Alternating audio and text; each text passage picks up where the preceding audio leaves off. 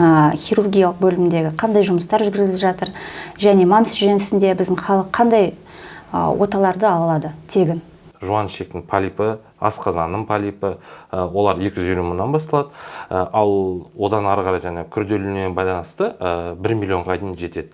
Эндоскопиялық және өнеште ахалазия карди деген бар. Ол өте сирек кездесетін ауру.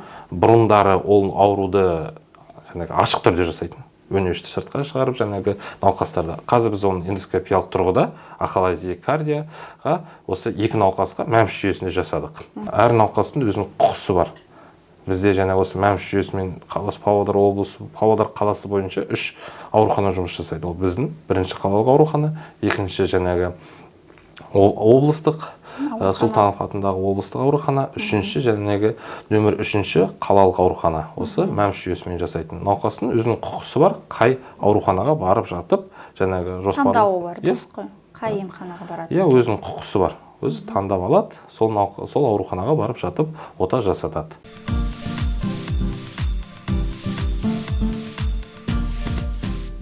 Қайырлы күн, құрметті көрермен.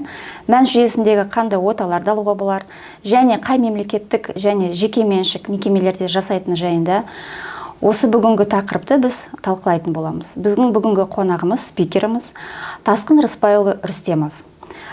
Тасқын Рысбайұлы, міне бүгінгі студиямызға келгеніңізге үлкен рахмет сізге. Енді алтын уақытыңыз бөліп келгеніңізге үлкен рахмет. Осы хирургиялық бөлімдегі қандай жұмыстар жүргізіліп жатыр, және мамс жүйесінде біздің халық қандай оталарды ала алады тегін? Мен Павлодар қаласының Павлодар нөмір 1-ші қалалық ауруханасында хирург эндоскопист болып дәрігері болып жұмыс жасаймын. Қазіргі таңда мамс жүйесі бойынша біздің ауруханамызда хирургиялық эндоскопиялық операциялар өте көлемді, өте ауқымды жүргізіліп жатыр.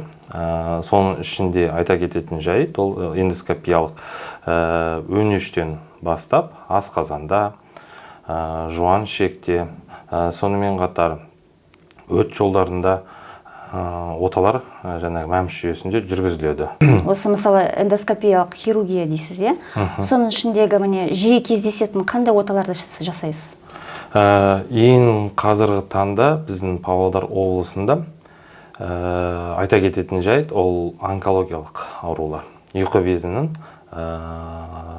обыры. Оның әсері жаңағы көп науқастарда механикалық сарғаю. Бізде 2023 жылы эндоскопиялық механикалық сарғаю және эндоскопиялық гемостаз деген орталық ашылған болатын біздің отделениемізде.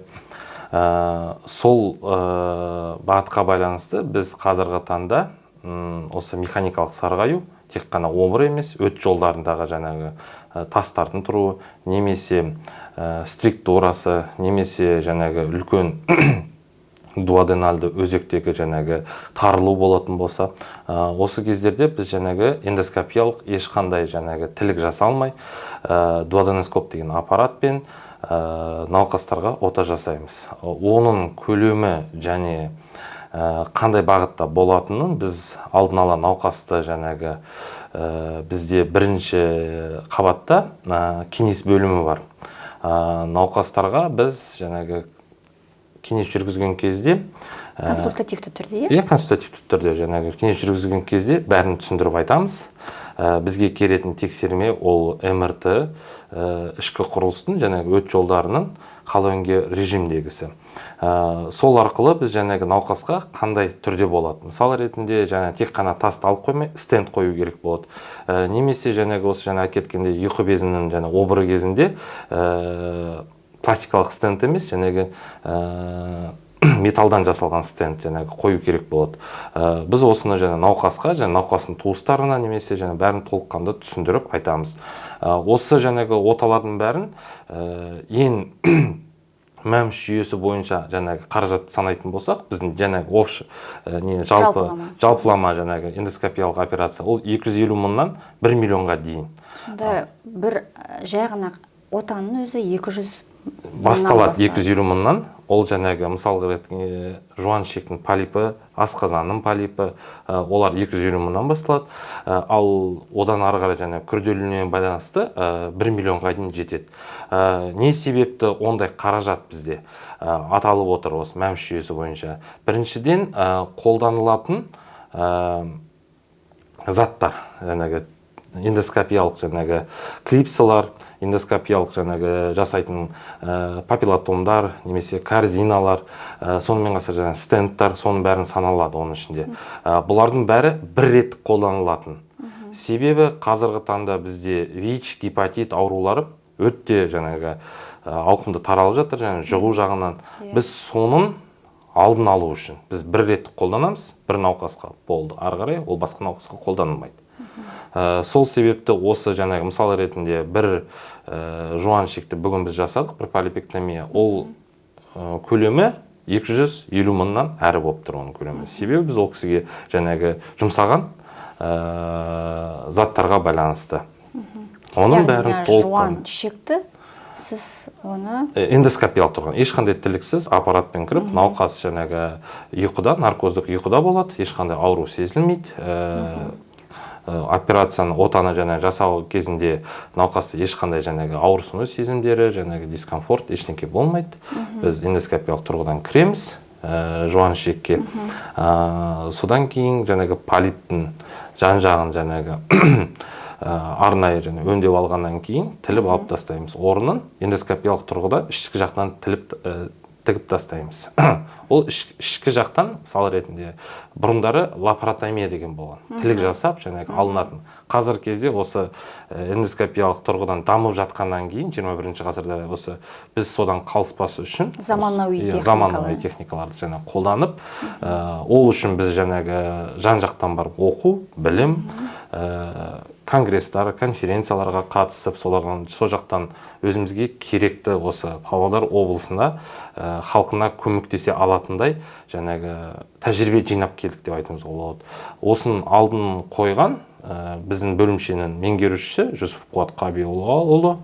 Ол кезінде осы механикалық сарғаюға байланысты, жаңағы осы өт жолдарындағы ота жасауға байланысты Ресей қаласына барып, арнайы сонан оқу алып келген, оқып тәжірибе сол жақтан көрді, және басқа жақта қалалардан тәжірибе алып келіп, осында біз жасап жатырмыз қазіргі таңда.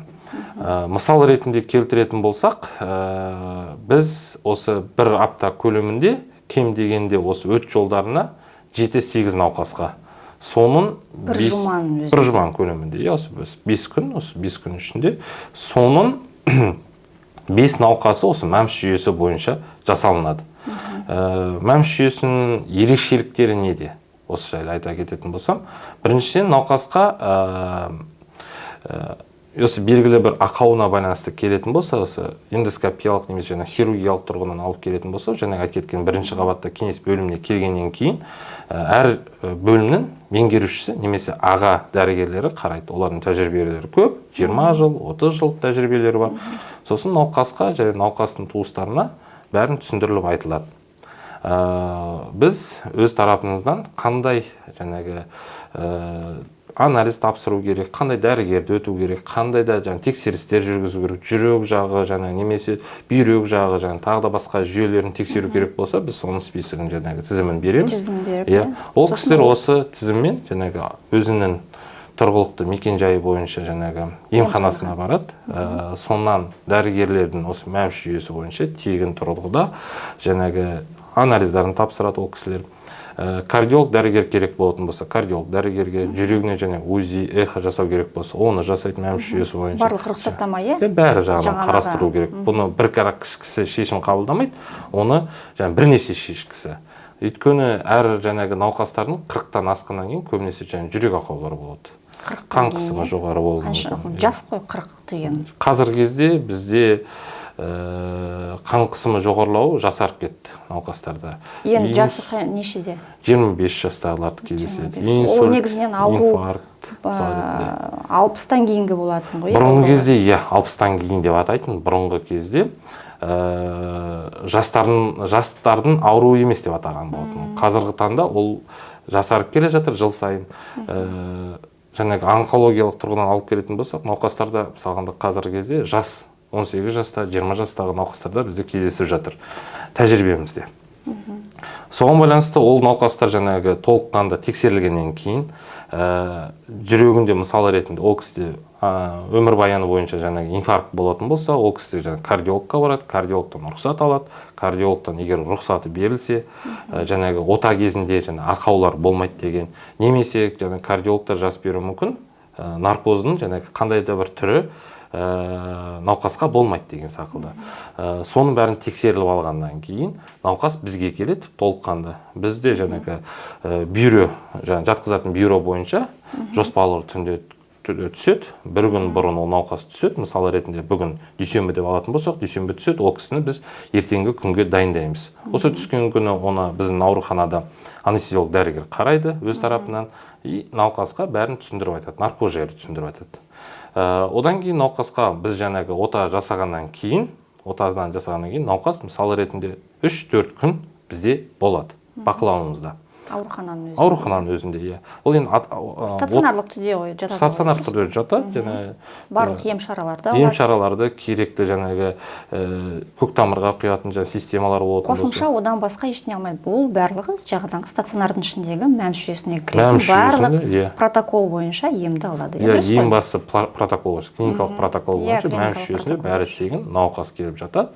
Бүкіл дәрі-дәрмек тегін, орны тегін, тексерулердің бәрі тегін болып келеді. Одан кейінгі науқастың жаңағы мысалы ретінде бізде жаңағы болады, қайталамалы түрде алу керек болады науқастарды.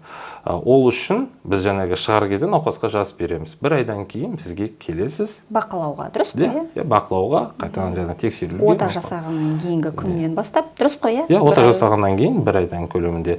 Біз осы 2024 жылдан бастап эндоскопиялық жаңағы өнеште ахалазия карди деген бар. Ол өте сирек кездесетін ауру. Бұрындары ол ауруды ашық түрде жасайтын. Өнешті сыртқа шығарып жаңағы науқастарда. Қазір біз оны эндоскопиялық тұрғыда ахалазия кардияға осы 2 науқасқа мәмс жүйесінде жасадық. Сол операцияның құны қанша екен? Оның операцияның құны 800 мың. Бір өзі, бір өзі қара 800 мың. Олар тексеру барысы, ол кісілер бізге жаңағы емханасынан, өзінің жер тұрғылықты емханасынан бағыттама бойынша келді. Біз оны тексеріп, сол жаңағы диагнозды қойылғаннан кейін, ол өз ауруханасында, емханасында тексеріліп. Жаңағы жағдайлар осы жылы болды ма? Бірінші науқас 24-ші жылы болған. 24-ші жылы. Бірінші науқас, екінші науқас, ол жаңағы аудандық науқас. Ол өзінің ауданында тексерілген, қанша рет, одан қалада көптеген дәрігерлерден ем алған, көптеген ауруханаға қаралған. Содан кейін бізде жаңа эндоскопиялық жаңа айтып кеткендей центр болғандықтан бізге келді. Біз ары қарай ол кісіге ота жасап, ол кісі сонда өнешіне жасалады ғой, дұрыс қой? Өнешіне, ішінен кіріп жасаймыз. Бірінші науқасым естеріңізде бар ма екен, осы жаңалықта көрсеткен болатын. Екібастұздың науқасы болды. Екібастұз қаласының науқасы болды. Екінші науқас ол жаңағы Майский аудан, Май ауданының жаңағы науқасы. Тұрғыны. Осы тұрғыда ол кісілерден бір айдан кейін келгеннен кейін біз жаңа мәмс жүйесімен тағы да қарадық. Жаңағы өз емханасынан жіберілгеннен кейін ол кісілерде жаңағы уже шағымдар жоқ. Тамақты жағдайы түзеліп, жағдайы түзеліп, тамақты қалыпты ішеді. Осыған дейін ол тамақты бір тамақ ішу үшін ол кісіге 1-1,5 сағат уақыт керек болады. Өйткені өнешінен тамақ өтпейтін, ол жаңа бұлшық етінің. Барлық жұмсақ ретінде жейді ғой, дұрыс қой? Көбінесе су ретінде. Су ретінде. Да, ол қатты тағамдар өтпейтін. Қазіргі таңда ол кісілер жаңа қалыпты тамақ ішеді, ешқандай несі ақаулары жоқ. Біріншіден салмақ қосты, ол кісілердің бәрі жаңа арық болған болатын, жаңа іше алмағандықтан. Одан кейін жаңа айта кететін жайт, тағы да осы тек қана ахалазия емес, осы 2023 жыл және 2025 жылы біз дивертикуценкер осы өнешке жасадық тоже мәмс жүйесі бойынша ол кісілерге де. Онда ол кісілерде бірақ та тамақ ішерледі, бірақ та тамақтың өнешіне тұрып қалу сезімдері. Ұзақ уақыт тұрып қалу, ұзақ уақыт өтпеу сезімі, сондай сезімдер пайда болады. Ол кісілерге де жасадық, бірақ та осы жерде айта кететін жайт, олардың жаңа айтып кеттім, отаның көлемі 800 мың деп. Онда қолданылатын эндоскопиялық клипсалар, бір клипсаның құны кем дегенде 15 20 мың арасында бір клипса. А біз ондай клипсаларын 10-нан 15-не дейін ол кісілерге, бір кісіге қарақ жұмсалынады операция барысында тігу үшін. Тігу үшін неше? 10-15. 15 клипса қолданылады, иә? 15 клипса. Осының бәрін, олардың бәрі бір рет қарақ қолданылады клипса, сол науқасқа арналған болды. Ол осы мәмс жүйесіне бәрі тегін болып келеді ол кісілерге. Сосын тағы да басқа айта кететін жайт, осы науқастардың тек қана өнештің емес, асқазанында, мысалында өнештің төменнен 3/1 бөлігін обыры кезінде біз стенд қойдық осы жолы, Майқұдық ауылынан. Да, сол жақтан келген науқасқа біз қойылған болатынбыз. Асқазандағы полиптар, полипектомия, Стендті қойғаннан кейін оны қалай ауыстырады ма? Жоқ, ол кісілерде стендтің несі қолдану мерзімі қандай сонда? Мерзімі ол әртүрлі мерзім. Біріншіден, ол кісілерде қазіргі таңдағы басты проблемалар ол тамақ өтпеуі. Өнештен асқазанға тамақ өтпеу. Ол кісілер судан басқа ештеңе іше алмайды. Біз сол себепті эндоскопиялық және рентген контрольмен және стендті қоямыз. Сонда рентген өзі бақылайды, қалай, қай жерге қою керек екен? Жоқ, мәселе ол біз арнайы проводник бар, соны жібереміз. Бірінші асқазанға, сол қай жерге қою керек екен, дұрыс па? Сол. Сосын рентгенді қосып тұрып, біз бақылап тұрамыз, что біздің стенд дұрыс бағытта жүру үшін. Басқа жаққа кетіп қалмай, дұрыс жаққа сол үшін біз пайдаланамыз. Ол өз стендтің ең басты артықшылығы, ол стендті қою жағы және алу жағы науқасқа қатты ауырсыну сезімдері болмайды ол кісіде. Бөгет жасамайды. Бөгет жасамайды, ол кісі сезбейді. Ең бастысы осында денесіне қойылады ма, өнешіне қойылады? Өнешіне ішінен қоямыз. Өнештің ішінен қоямыз, иә. Ол кісі одан дискомфорт болмайды, науқаста? Дискомфорт болмайды науқаста. Сонда ол жаңа технологиялардың бірі ма? Иә, оны басқа қалалар, басқа елдерде айтатын болсақ, уже оларды 2015 жылдан әрі қолданып келеді, жыл сайын дамытып келеді. Бізге енді, бізде өз талабынан олардан қалмас үшін осы эндоскопияны бізді солармен ілесіп дамытып жатырмыз. Эндоскопиялық именно операциялар, оталарды дамытып жатырмыз. Сол үшін біз осы жерде айтатын тағы да бір жайт, науқас әр тұрғынның түсінігі осы мәмс жүйесі бойынша. Науқастарға біз белгілі мысалы ретінде 3 айдың ішінде 100 науқас емдеп шығаратын болсақ, ота жасап шығаратын болсақ, біз сол отаның жасағаннан кейін біз мәмс жүйесінен қаражат аламыз. Біз сол қаражат қызмет үшін ақша аударылады ғой. Оталарымыздың әр емдеп шыққан историямызға мәмс жүйесінен ақша аударылады біздің ауруханаға. Біз сол аударылған ақшаға келесі оталарды жасау үшін жаңадан керек қаражат. Құралдарды, керек мысалы ретінде жабдықтарды соған аламыз. Біз міндетіміз ең басты біздің сапалы, науқасқа ешқандай ақау туғызбайтын, жаңа айтып кеттім ғой, ВИЧ, гепатит бізде осы таратылмайтын жолдарын жұқтыртпайтын, солардың алдын алатын біздің ең басты лозунг деп айтуға болады, или қалай деп айтатын болсам, міндетіміз немесе ұранымыз деп айтуға болады. Максималды түрде сапалы медициналық көмек көрсету, соның өзінде басқа жұқтыратын ауруларды болдырмау. Сол үшін көп айтады, неге бұрынғыдай көп қолданылатын құралдармен жұмыс істемейсіздер деп. Мысалы, не үшін оны жаңадан бір ретті қарағалайсыңдар, не үшін оны тосасыңдар деген. Оны қанша бұрынғы көп қолданатын құралдарды өңдейтін болсан да, оларда процент, жұғып кету пайызы, оларда жоғары науқастарға. Өйткені біріншіден біз айтып кеткен ауыз қуысы, өнеш жолдары, ол жерлердің бәрінде таралатын, орындарды жұғып кету өте жоғары. Сол себепті біз осы ұстанымды ұстанамыз. Ең бастысы науқастарға тек қана дұрыс көмек көрсетіп, ешқандай оларда ақаулары болмас үшін. Енді қаншама қызықты нәрселер айтып кеттіңіз, сонда өзіңіз дәрігер болу маманы өзіңіз таңдадыңыз ба? Не болмаса сіздің негізін тағдырыңызға біреу әсер етті ме? Дәрігер маманың болуы... Не болмаса отбасыңызда біреу бар ма? Иә, менің жанұямда бар, апайым. Содан кейін мен апайларым бар, үлкен жаңағы нағашы жағымнан. Апайларым бар, ағаларым бар, дәрігерлер. Өзім артынан қазір еріп келе жатқан бауыр, қарындастарым бар. Осы барлығы медицина саласында. Иә, медицина саласында. Сонда яғни жиналғанда барлықтарыңызда бір сол талқылайтын, қандай науқастың бір қызықты жағдайларын сондай талқылайтын шығарсыздар. Енді ол не білмесе өзінің бір тәжірибеңізбен бөлісесіз бе? Енді әркім өз тәжірибесін айтады. Иә, ол үлкендердің көбінесе біз жасаған қателіктерді жасамаңдар. Осылай істеңдер дұрыс болады, былай емдеген дұрыс болады деп. Ол тек қана осы жанұямда қарап емес, жұмыс барысында да үлкен ағаларымыз бар. Бағдар беріп отыратын, жаңағы менің тәжірибем осы резидентурадан 6 жыл деп айтатын болсақ, осы хирургия эндоскопия саласында жүргеніме, бірақ та қанша ота жасасам да менің әлі тәжірибем ол кісілердің тәжірибесінде емес. Қазіргі немнің бойынша енді өзімнің қанша істеген отама байланысты айта кететін болсақ, мені алдымда ұстаз ретінде болған бірінші және осы эндоскопияда айтып кеткен Жүсіп Қуат Қабиоллаұлы. Сол кісі сіздің ұстазыңыз, сізді үйреткен, соны кішкене бағыттаған дегендей. Бағыттаған, мынандай қателікті жасама, дұрыс болмайды, жаңағы былай істеген дұрыс болады. Өйткені ол кісі өзі көрген, істеген, үйренген, ар жақтан жаңағы айтып кеттім ғой, Ресейден барып көріп келді, Алматы, Астана, басқа да жақ қалалардан тәжірибе жинап алып келді.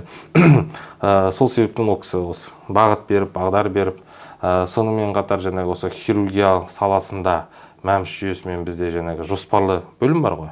Біздің науқастар, эндоскопиялық науқастар бәрі сол жоспарлы бөлімде жатады. Ондағы мысалы ретінде айта кететін бөлімше меңгерушісі Жұмабек Алмас Нұрлыбек ұлы, ал аға дәрігер ол Маштаков Дмитрий Владимирович. Аға дәрігер, иә? Аға дәрігер. Ол кісілердің де айтуы бойынша мен осы эндоскопиядағы бір ұстазым бар, хирургияда осы лапароскопияда екінші ұстазым ол Маштаков Дмитрий Владимирович ұлы. Ол кісі де айтатын сөз сол. Асықпа, баппен ойланып, ең бастысы науқасқа зақым келтірме. Зақым келтірме, дұрыс, максимал. Асығып жаңағы ашуланып немесе жаңағы тез істеймін деп жаңағы науқасқа зақым келтіріп алуы мүмкінсің. Енді соның өзінде де мысалы сізде ургенттік күндер болады, иә? Енді тез арада науқас келгенде, енді оған тез ота жасау керек. Соның өзінде хирург ретінде бір шешім қабылдау керек қой, иә? Тез арада. Себебі қазір науқастың жағдайы нашарлап кетеді. Сол жағдайда солай ургенттік күнде қандай тез шешім қабылдайсыз сонда? Әрбір науқастың жағдайына ерекше ғой, солай ғой? Дұрыс қой? Түсініп алу керек, бұл жерде науқастар бәрі бірдей емес. Әркімнің ағзасы әртүрлі.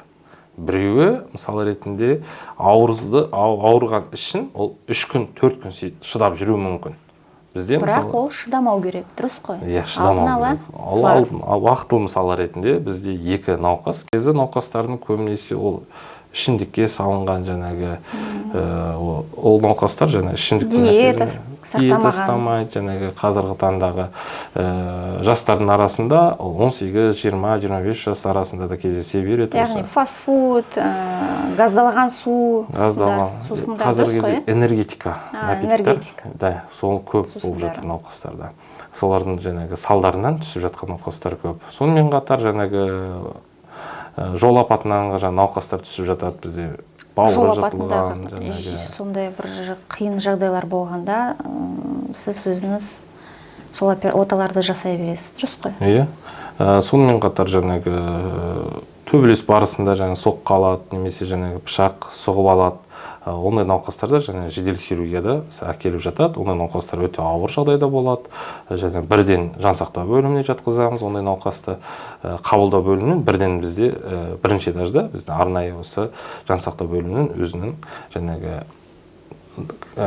бөлімінің кабинеті бар деп айтсақ болады, жаңағы пит палата деп атайды, палатасы деп айтуға болады. Палата интенсивный терапия дейді, Да, дұрыс қой? Ішіндегі арнайы құрал жабдықтармен, реанимациялық бірінші көмек көрсететін, дұрыс қой? Реаниматолог дәрігер, жаңағы соның ішіндегі медбикелері бәрі сол науқасты әкелгеннен бірден соңынан жағдайын жақсартқанға дейін, жаңағы ота жасайтын бөлімнің дайын болғанына дейін науқас сонда болады. Одан кейін жаңағы осы реаниматологтың бірге сонда және науқас жеткізіледі. Сосын ота көлемі және соған байланысты науқастың жағдайына қарап біз жаңағы ауыр болса науқас наркоздан оянғаннан кейін сол жансақтау бөлімінде қалады. Ал егер де науқастың жағдайы орташа дәрежеде деп жаңағы біз консилиум шешімі бойынша шешетін болса, оны біз және бөлімшеге алып кетеміз. Өйткені біздің қалалық ауруханада көп бөлімше бар. Ең ауыр бірнеше бағыттағы, дұрыс қой? Бірнеше бағыттағы ең ауыр. Менің естуімше сізде не бар ғой, ожоговое отделение, дұрыс қой? Күйік бөлімшесі бар, политравма бар, нейрохирургия, травматология, урология. Политравма түсетін жиі шығар, қазіргі жазғы тұрғанда? Қазіргі жазда жиі, өйткені жол апаты біріншіден жаңағы. Бәрі демалысқа шығады, дұрыс қой? Онымен қатар жаңағы суицидті жағдайда жаңағы көп кісілер секіріп жатады жастардың арасында. Сондай науқастар немесе жаңағы жолда кетіп барады, қағып кеткен науқастардың бәрін осы біздің қалалық ауруханаға әкеледі. Жол ережесін сақтамайды. Солардың бәрін жаңағы біздің ауруханаға әкеледі. Сол себепті бізде жансақтау бөлімінде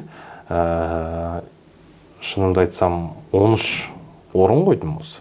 Соның 10-ы жаңағы 10-ы толық болып тұрады бізде.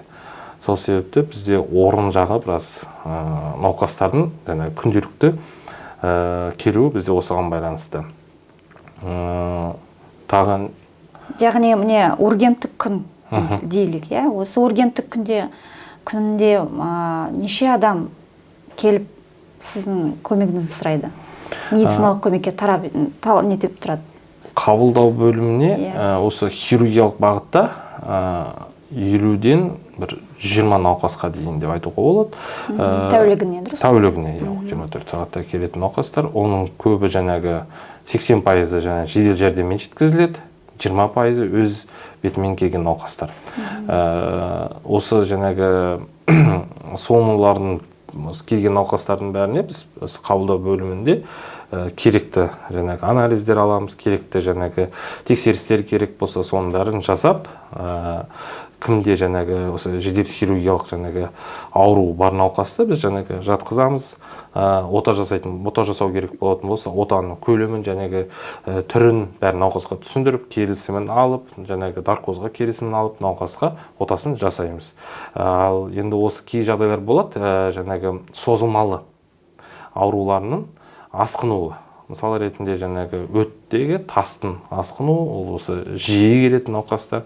Біз ол кісілерге жаңағы осы қабылдау бөлімі бойынша жаңағы көмек көрсетіп, ол кісілерге жоспарлы түрде мәмс жүйесімен жаңағы келіп ота жасауын сұраймыз. Жаңағы арнайы код бар, жаңағы қойылатын код диагнозға, жаңағы отаның коды бар, соның бәрін жазып береміз, келіңіздер деп. Кеңестік қағаз бересіз, соған бәрі жазылады. Одан кейін өздері емханаға барып, сізге жоспарлы түрде жатқызылады, дұрыс қой? Науқастарда осы емханада, осы жатқызардың алдында, емхана жіберердің алдында әр науқастың өзінің құқысы бар. Бізде жаңа осы мәмс жүйесімен Павлодар облысы, Павлодар қаласы бойынша 3 аурухана жұмыс жасайды. Ол біздің бірінші қалалық аурухана, екінші жаңағы облыстық, Сұлтанов атындағы облыстық аурухана, үшінші жаңағы нөмір 3-ші қалалық аурухана. Осы мәмс жүйесімен жасайтын. Науқастың өзінің құқысы бар, қай ауруханаға барып жатып, жаңағы жоспарлы. Таңдауы бар, дұрыс қой? Қай емханаға барады? Өзінің құқысы бар. Өзі таңдап алады, сол ауруханаға барып жатып, ота жасатады. Ал ота жасап болғаннан кейін, сіздің стационарлық бөліміңізде жатады, дұрыс қой? Сосын оны сіз стационардан арнайы нұсқаулық беріп, үйге жібересіз. Үйге жібергеннен кейін ол кісі негізінен науқас емханаға барып, өзінің бақылауын жүргізеді, дұрыс қой? Под наблюдением, амбулаторный дейді ғой, солай ғой? Одан кейін сіз өзіңіздің қандай да бір кеңесіңіз бере аласыз ба? Иә, біз өзімізден шығар алдында біз науқастарға осы хирургиялық тұрғыдан да эндоскопиялық тұрғыдан операция жасағаннан кейін науқастарға арнайы рекомендацияларымызды береміз. Қандай дәрі ішу керек, қандай анализ тапсыру керек, қандай жаңағы тексерістен өту керек, одан кейін бізге қай уақытта келуі керек, ол кісінің бәрін жазып береміз. Диетасы болса, диетасын жазып береміз, қандай тағам түрін ішу керек, соның бәрін арнайы жазып береміз. Ол одан бізден шыққаннан кейін науқас емханасының бақылауында болады, емханалық жаңағы хирург дәрігердің бақылауында болады. Сонымен қатар осы жайтты айта кететін, әр науқастың осы мәмс жаңа айтады ғой, әр сақтандыру бар науқастарды айта кетеді. Мысал ретінде салыстырмалы түрде айтатын болсақ, Семей қаласында кардиологиялық орталықта жаңа стенд қойғаннан кейін, науқастарды шығарғаннан кейін, оның ары қарай бақылауы керек жаңа кардиологтан. Көп кісінің осы мен жазда болған кезде айтылған жайт, ол көп кісінің жаңағы сақтандыруы жоқ. Сол себептен олар ол кісілерді жаңағы кардиологқа қаралуға мүмкіншіліктері жоқ. Одан кейін ол кісілерді жаңағы осы отадан кейін оларда асқыну болады, одан кейін ол жүрек жетіспеушілігіне әкеліп соқтырады. Көбінесе науқастардың несі ойы бойынша міне жасаттым, болды. Одан кейін бәрі жақсы болады деп солай жүре береді ғой, дұрыс қой? Дұрыс. Бірақ соның өзінде де жүйелі түрде тексеріліп, қаралып тұру керек. Біз жаңағы айтатынымыз науқастарға отаның көлемі емес, отаны жасап болғаннан кейін сіздің өзіңіздің сауығыңыз өзіңізге байланысты. Ол бұрындары біз университетте оқыған кезде айтатын, науқастың тәнін емес, жанын емдеу керек деп. Науқас егер де жаңағы бүкіл нұсқаулықты тыңдап, өзін жаңағы жақсы сезініп, өзінің жаңағы ойын дұрыс бағытта ұстаса, науқасқа қолдау беретін жаңағы ол жаңағы мәмісі бар. Барынша құлақ салып тыңдау, иә, осы жағынағы айтып. Емханасына барып жаңағы хирург дәрігері қалады, хирург дәрігердің сөзі бар, ол мысалы, сізде бәрі жақсы жазылып келе жатыр, дұрыс ем қабылдап жатырсыз деген. Ол кісіге ол уже жаңағы дүниесіне, жан дүниесіне ол ем болып келеді. Шипа болып келеді. Ол өзінің ары қарай жақсы сезіледі. Ол жаңағы хирургтың бір 10-15 минут уақыты. Жаңағы науқаспен сөйлесті, қабылдады, сөйлесті, және науқасқа нұсқаулығын берді. Сол сақылды ол кісілер бізге де келеді. Бір айдан кейін біз қараймыз, айтамыз, сізде бәрі жақсы. Ол кісі өзі айтады, иә, мен тамақ ішіп жүрмін, сарғаюым кетті, немесе жаңағы қан кету белгілері жоқ, жұтыну белгілері жаңағы бұзылмаған, бәрі жақсы. Біз қараймыз, тексереміз, иә, сізде бәрі жақсы. Ары қарай жалғастыра беріңіз, бәрі жақсы болып кетеді. Ал енді кейбір нелер болады, науқастар мысалы айтады, жоқ, маған операция қажет емес. Бірақ сіздің показанияңыз бойынша, мысалы, адамды қарайсыз, тыңдайсыз, сырт келбетінен, мысалға, қазір ауырып тұрады ғой. Бірақ соның өзінде де маған дәрі жазып беріңіз, ота жасау қажет емес деп. Сондай жағдайларда болады ма? Ондай жағдайлар көбінесе жиі кездеседі. Жиі? Иә. Себебі біріншіден науқастардың жаңағы көріпкелге және тағы да басқа нелерге сенуі қатты. Ол кісілер жаңағы халық емдеуші, сол ретінде. Сондайларға да дұрыс айтатын болса, халық емдеушілерге жаңағы сенімі қатты ол кісілер. Олар жаңағы өтіндегі тасын немесе жаңағы асқазандағы, шек жолдағы полиптардың өз бетінен өзі жаңағы кетіп қалу, солардың емін алсам кетіп қалады деген ой олар. Сеніммен жүреді, иә? Сеніммен жүреді. Олар ертеңдер асқынумен сосын бізге жедел түрде түседі ондай кісілер. 1 жыл, 2 жыл, жаңағы 5 жыл көлемінде ондай асқынумен түседі. Ол кезде жаңағы айтып кеткен ол кісілерге уже кішкентай жаңағы эндоскопиялық тұрғыдан ем жүргізе алмайсың, лапароскопиялық тұрғыдан да ем жүргізе алмайсың. Оларға жаңағы үлкен көлемді ота жасау керек болады. Кей жағдайларда болады, жаңағы жарты асқазанын алып тастап жатамыз, жедел түрде түсіп жатады ол кісілер. Немесе шектерін алып тастап жатамыз. Мысалы, табиғи түрде үлкен дәретіне бара алмайды, ол шегін сыртына шығарып қоюға жаңағы тура келеді осы жағдайларға байланысты. Бізде қазір қалалық ауруханада біріншіде мемлекеттік бағдарлама бойынша ота жасайтын бөлімдердің жаңағы толыққанды жөндеу жұмысын жүргізді. аппараттар жаңағы бәріне толыққанды жаңа аппараттар қойылды бізге. Соның арқасында біз жаңағы осы МАМС жүйесіне жататын науқастарға бәріне жаңағы сапалы түрде ота жасауға, сапалы түрде көмек жасауға жаңағы мүмкіншілік бар бізде қазіргі таңда осы бірінші қалалық ауруханада. Науқастардың жаңа тағы да бір айтатыны, ол кісілердің егер де мен белгілі бір дәрі ішсем, бұл басылады, мен содан кейін жаңағы жүре берем деген ой. Бірақ та ол өмір бойы диета ұстап жүре алмайды ол кісі. Белгілі бір уақытта жаңағы стресс жағдай болып қалады, диетасын бұзып алады, немесе жаңағы қобалжу белгілері де болып қалуы мүмкін. Сол кезде ол жаңағы приступ болады, ертеңдері ол қабынып іріңдеп кетуі мүмкін.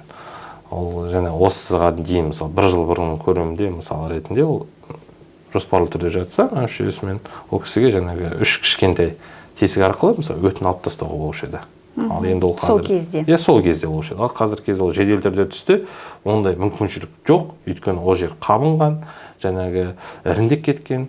Біз оған енді мәжбүрлі түрде деп айтуға болады, үлкен ота көлемі және тілік жасап, одан кейін ол науқастың толыққанды қалпына келу үшін 3 ай көлемі уақыт керек.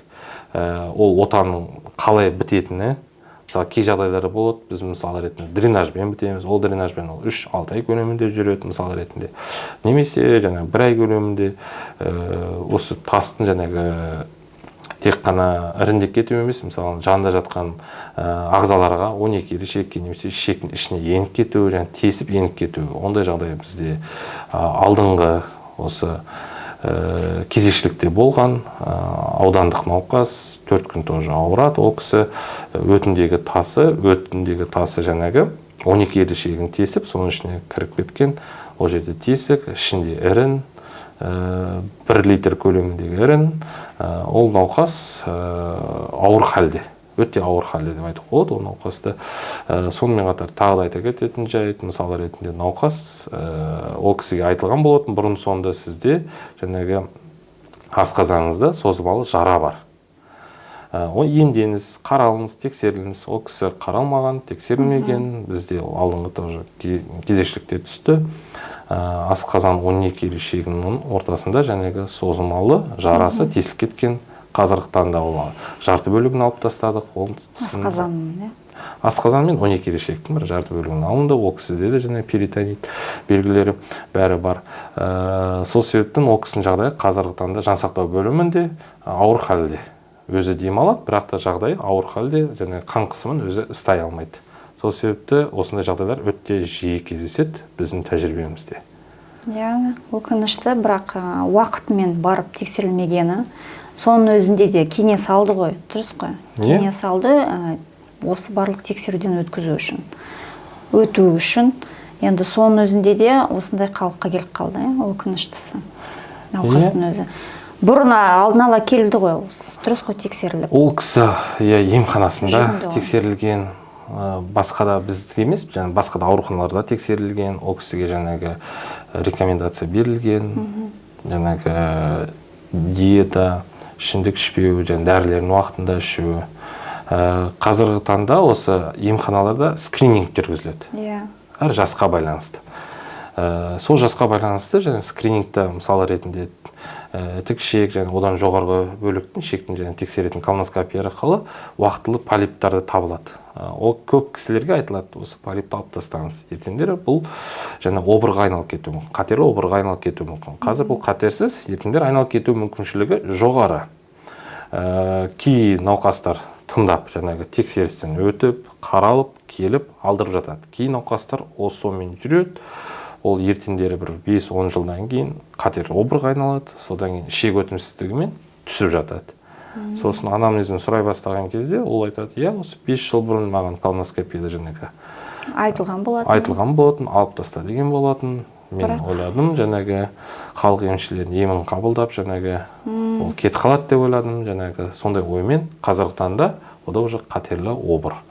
соның асқынуын көріп жатыр қазіргі науқастар. Ондай науқастар да жиі кездесіп жатады. Мен бүгінгі күні осы сіздерге келердің алдында осы нөмір 2-ші емхананың науқасы бізге келді, мәміш жүйесімен жатты. Сол кісіге тікшектің жоғарғы бөлігіне жаңағы полипептомиясы 4 данасы болды. Соның бәрін алып тастадым. Ол кісіге науқасқа көрсеттім, түсіндірдім, алдым, гистологияға жібердік. 10 жұмыс күні бойынша ол гистологияның қорытындысы шығады. Науқасқа 10 күн ішінде. Ол гистологиялық несі шығады. Сосын ол науқасқа қолына береміз, рекомендациясына арнайы жазып береміз. Әр жыл сайын 1 рет тексеріліп тұру үшін, өзі үшін. Ол науқаста анамнезінде мамасы жағынан сұрау барысында, және мамасы жағынан, анасы жағында осы шек обыры болыпты ол кісілерде. Сол себептен ол да жаңағы предрасположенность дейді ғой, сондай тұрғыда ол кісіде бар.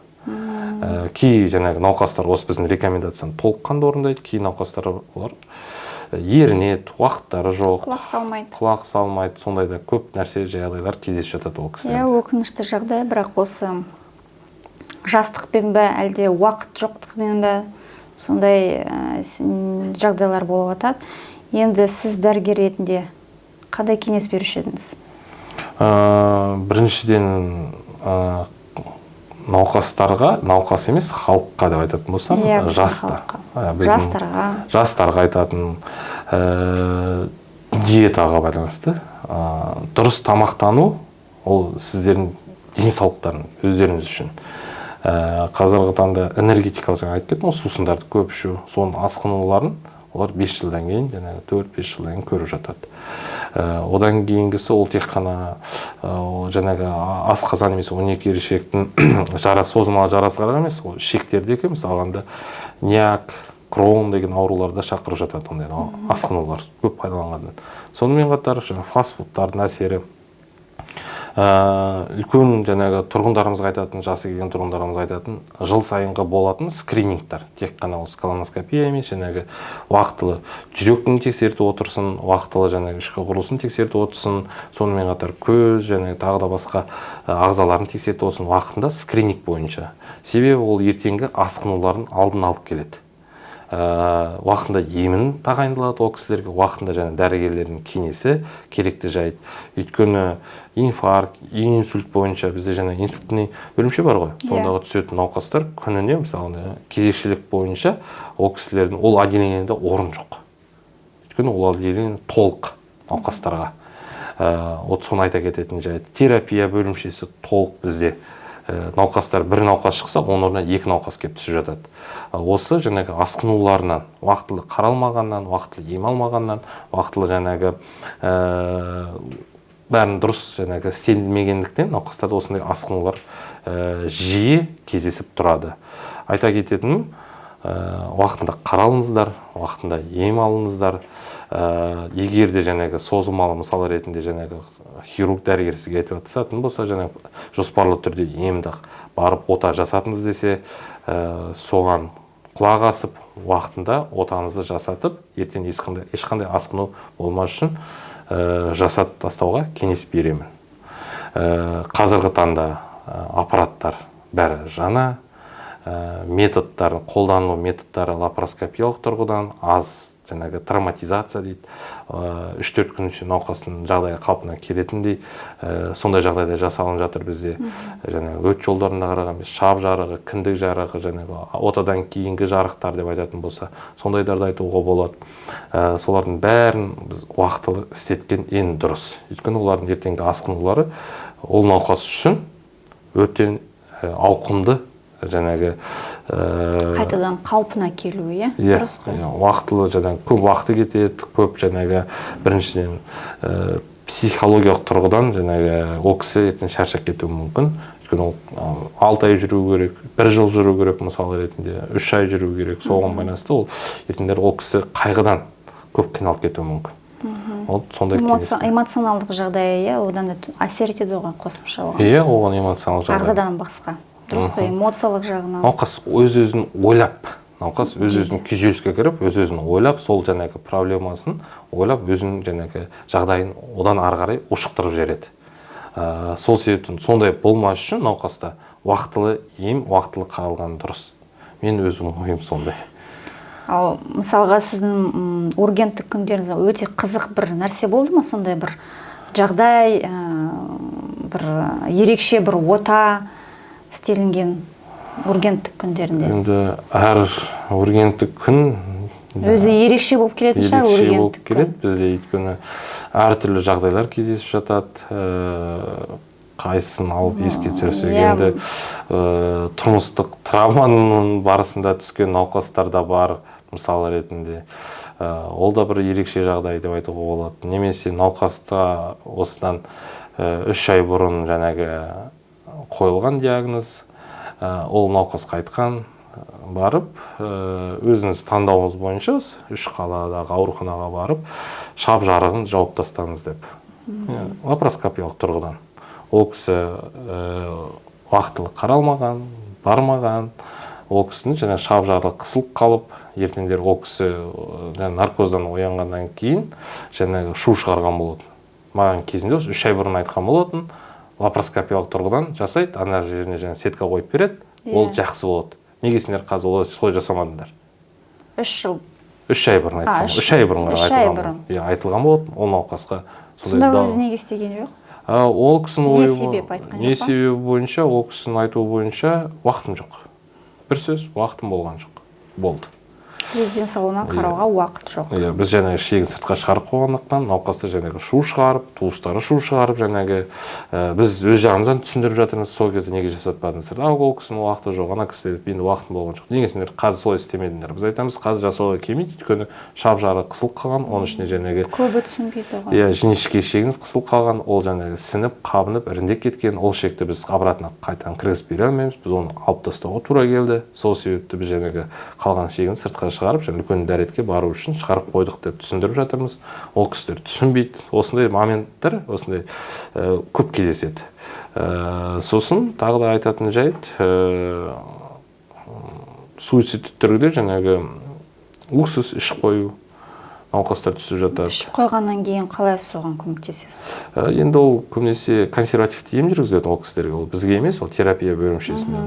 Бізге жиі қабылдау бөліміне келіп жатады ондай науқастар, ерекше тұрғыдан алып қалатын болсақ. Немесе жаңағы травма, немесе теуіп қалады, жаңағы сондай кездерде түсіп жатады. Енді тағы да бір нәрсе айтсам ұят болады. Ол психологиялық тұрғыдан қазіргі кезде енді ол ауру деп айтуға да болады ондай кісілерді, енді психологиялық тұрғыдан жаңағы бөгде затты жұтып қою, бөгде затты өзіне тығып қою, сондай науқастарда кездесіп жатады. Олар қиналғаннан келеді. Соларды біз енді ала алсақ аламыз, ала алмасақ ота жасап аламыз. Басқалай жоқ енді.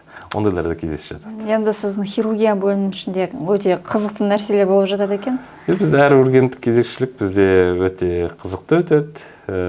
Ішіміз пыспайды. Көптеген ота, жаңағы айтып кеткендей 100%-лық хирургиялық активность бізде жатқан науқастардың бәріне осы түскеннен кейін дайындалып ота жасай береміз. Ол ашық түрде, лапароскопиялық тұрғыда, эндоскопиялық тұрғыда біз жасалмайды. Науқасқа сіз бірнеше нұсқау бересіз ғой, дұрыс қой? Біріншіден ол диагнозына байланысты, екіншіден ол қай ағзаның ауруына байланысты, үшіншіден ол науқас ол отаны көтере ала ма? Соған пайымдалады. Ол бір кішінің шешімі емес. Бізде ургенттік кезекшілікте 3 кісі, және 3 дәрігер хирург. Соның жаңағы үшеуміздің арамызда жаңағы науқасты көріп, тағы да сосын шешім қабылдаймыз. Науқасқа сол нұсқаны айтамыз. Осылай істесе қалайсыз? Осындай көлемде осылай жасаймыз, осылай жасаймыз. Науқас келсе, жасаймыз. Кей жағдайлар болады, науқастар отказ жазып, жаңағы үйлеріне қайтып жататында кей жағдайлар болады ондай. Жасатқым келмейді. Сонымен мен тудым, сонымен өлім деген сақылы. Сондай пайыммен жүретін кісілер де бар. Ертеңдер ол жаңа біз естіп жатамыз, басқа да ауруханаларға бізден кейін енді Сұлтанов жаңағы ауруханасы дежурить етеді, одан кейін 3-ші қалалық болады, сонда ауруханаға түсіп жатады ондай науқастар. Онда халдері ауыр күйде түсіп жатады. Одан кейінгі, иә? Иә, уақытылы және ем қабылдамағаннан кейін, ем ота жасалмағаннан кейін.